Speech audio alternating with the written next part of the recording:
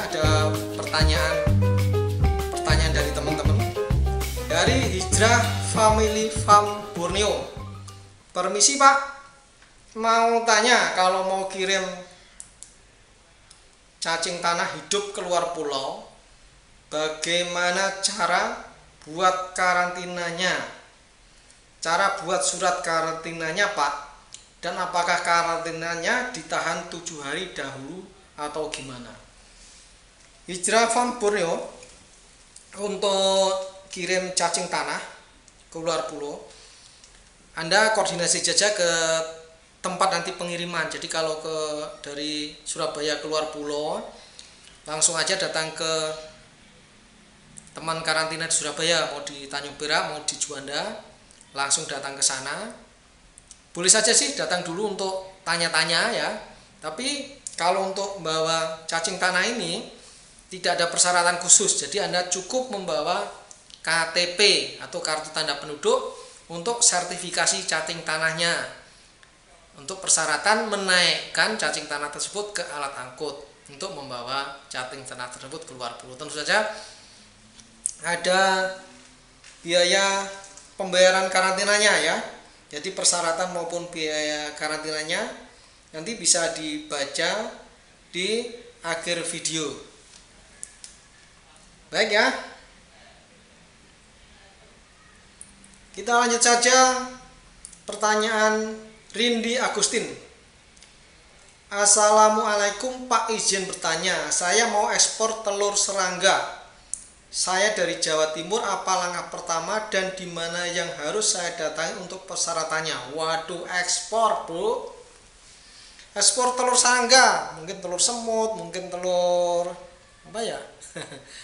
Telur serangga ya, telur semut ya, rangkrang ya, kroto ini ya mungkin maksudnya ya.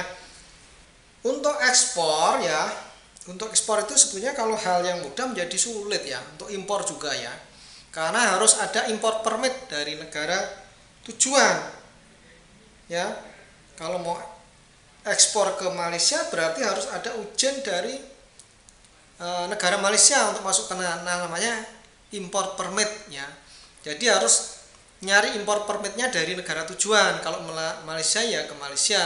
Jadi mungkin importer sana atau penerima telur serangga ini harus ngurus dulu import permitnya. Jadi di import permit nanti ada izin masuk apa diperbolehkan mengirim ke sana, jumlahnya berapa. Kemudian di situ akan tulis persyaratan kesehatannya ya, apa saja yang dilakukan oleh karantina di Indonesia.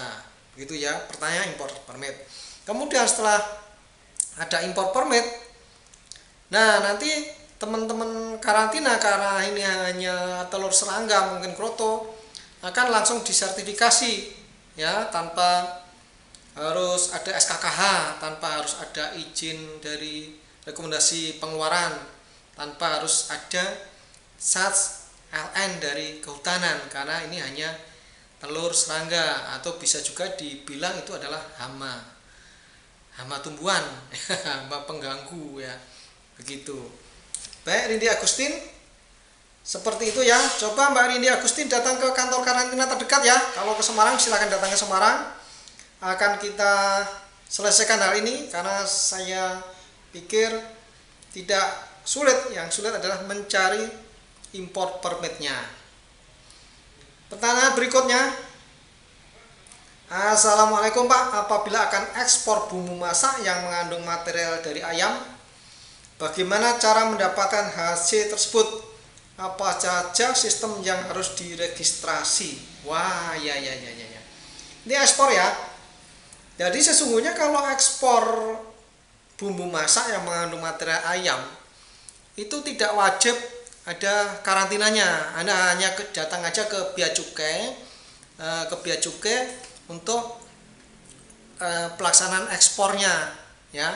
Tapi kalau negara tujuan itu membutuhkan atau memerlukan sertifikat karantina, tentu saja harus disertifikasi oleh karantina.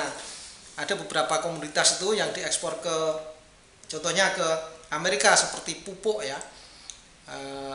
Pupuk itu di Amerika membutuhkan atau mengharuskan ada sertifikat dari karantina hewan. Jadi tentu saja akan kita sertifikasi ya. Kita kalau ke Amerika itu pupuk harus dipanaskan dulu. Nah, kita tunggu pemanasannya. Nah, intinya kita laksanakan apa yang diminta oleh karantina Amerika kalau itu ke Amerika. Nah, kalau ini bumbu masak yang ada material ayamnya, kalau memang negara tujuan membutuhkan ya pasti akan kita bantu untuk sertifikasi. Jadi karena ini adalah ekspor ya, kita bantu bagaimana caranya. Tapi pertama Anda harus mencari import permit dari negara tujuan. Nah, nanti kalau di situ memang tertera harus ada sertifikat dari karantina, kemudian perlakuan apa yang harus diperlukan, nah nanti kita laksanakan sesuai permintaan di import permit tersebut ya.